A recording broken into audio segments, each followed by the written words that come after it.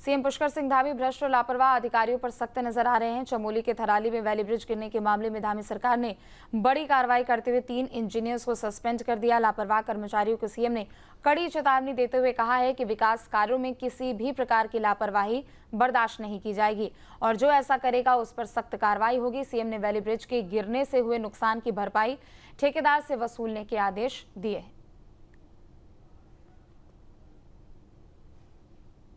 थराली विधानसभा में एक निर्मित होने वाला पुल, निर्माणाधीन पुल बीच में ही गिर गया और ये सरासर बहुत बड़ी लापरवाही है और मैंने इसका तत्काल संज्ञान लिया। तीनों इंजीनियरों को सस्पेंड कर दिया गया है और इतना ही नहीं, कोई भी लापरवाही बरतेगा भाइयों बहनों, कहीं भी काम में कोई ढिलाई करेगा, जनता के जो प्रति उनके कर्तव्य उन कर्तव्यों से विमुख होगा, उसके खिलाफ कठोर कार्रवाई की जाएगी। जहां तीनों इंजीनियरों को सस्पेंड किया गया है, वहीं ये जनता का पैसा है, जनता की गाड़ी खून कमाई से लगने वाला ये पैसा है जो विकास के काम आता है। भाइयों बहनों, हमने यह भी तय किया है कि ये जो पैसे की बर्बादी हुई है बीच में निर्माणाधीन होते हुए, इसकी भरपाई भी उसी ठेकेदार से की जाएगी जो ठेकेदार वहां पर जो है इस निर्माणाधीन पुल का जिसने टेंडर लिया है।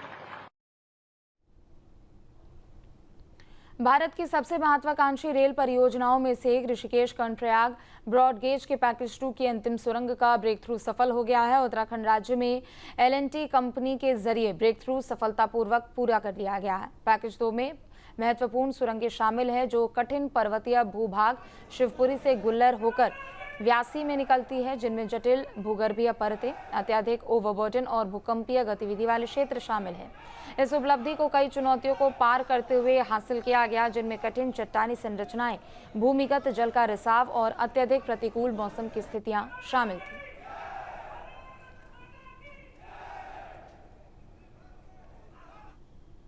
नैनीताल हाईकोर्ट में कुर्बानी को लेकर सुनवाई हुई। कुर्बानी के लिए स्लॉटर हाउस खोलने की याचिका डाली गई थी। हाईकोर्ट ने जिलाधिकारी को निर्देश दिए।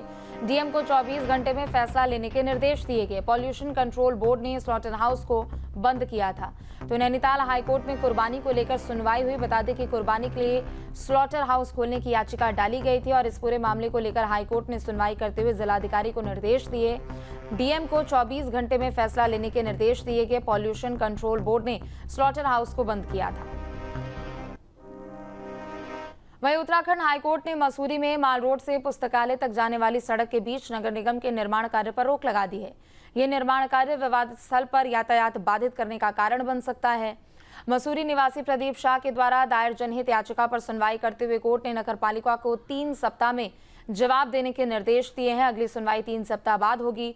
नगर निगम के द्वारा 2023 में हटाई गई डिस्पेंसरी के स्थान पर मार्च 2025 में पुनः निर्माण शुरू किया गया, जिस पर रोक लगाई गई।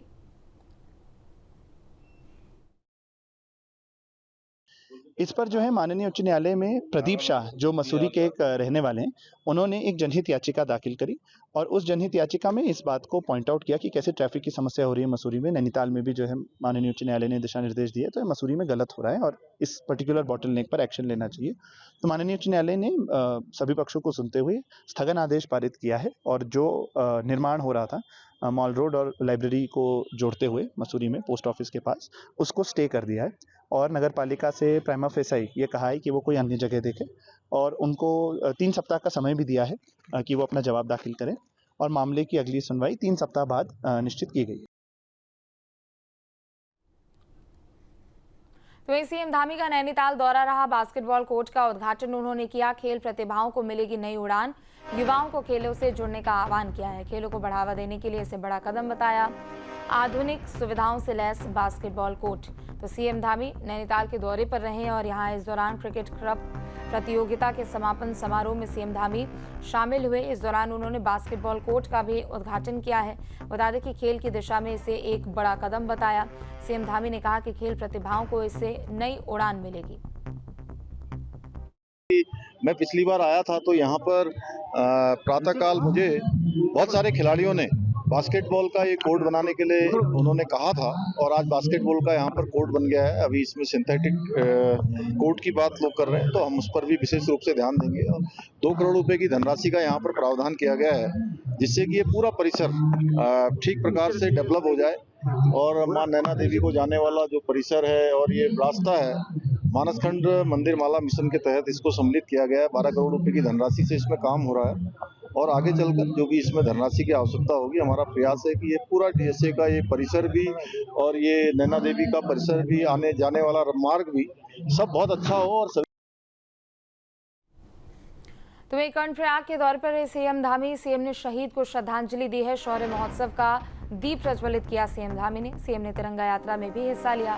विधानसभा अध्यक्ष रितु खंडूरी भी शामिल रहे। तो कर्णप्रयाग में नजर आए मुख्यमंत्री पुष्कर सिंह धामी। इस दौरान उन्होंने शहीद को श्रद्धांजलि दी है।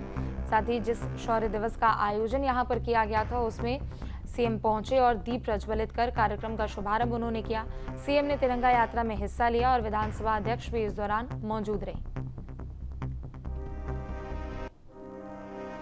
वक्फ संपत्तियों के डिजिटल प्रबंधन के लिए केंद्र सरकार ने उम्मीद पोर्टल लॉन्च किया है। उत्तराखंड वक्फ बोर्ड के अध्यक्ष शादाब शम्स ने इसे पारदर्शिता की दिशा में एक बड़ा कदम बताया। उन्होंने कहा कि इससे संपत्तियों की निगरानी और उपयोग में सुधार होगा। नए पोर्टल का आगाज़ किया गया है।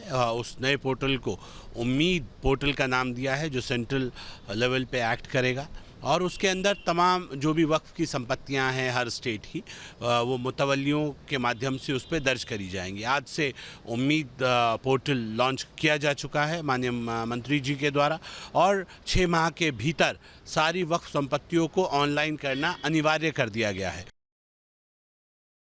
और इन संपत्तियों को कैसे हम बेहतर तरीके से इनका उपयोग कर सकें, कैसे वक्फ जो गरीबों के लिए था कैसे गरीबों के काम आए, कैसे इन संपत्तियों के ऊपर अच्छे स्कूल्स, अच्छे हॉस्पिटल्स, अच्छे कॉलेजेस बन सकें, कैसे बेटियों के लिए अच्छा इंफ्रास्ट्रक्चर बन सके, कैसे बेघरों को इस संपत्तियों के ऊपर बनाकर घर दिए जा सके, वो तमाम योजनाएँ, वो तमाम लाइनअप अब तैयार किया जाएगा।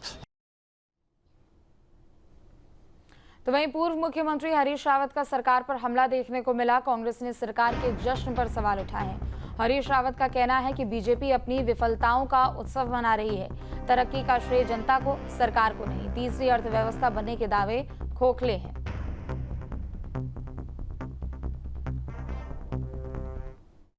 तो इसका यदि गरीबी बढ़ने का जश्न मनाना है तो भाजपा से बढ़िया पार्टी कौन हो सकती है। वो तो वैसे ही जो है पहले पूंजीपतियों की पार्टी रही है, वो जश्न मना सकते हैं।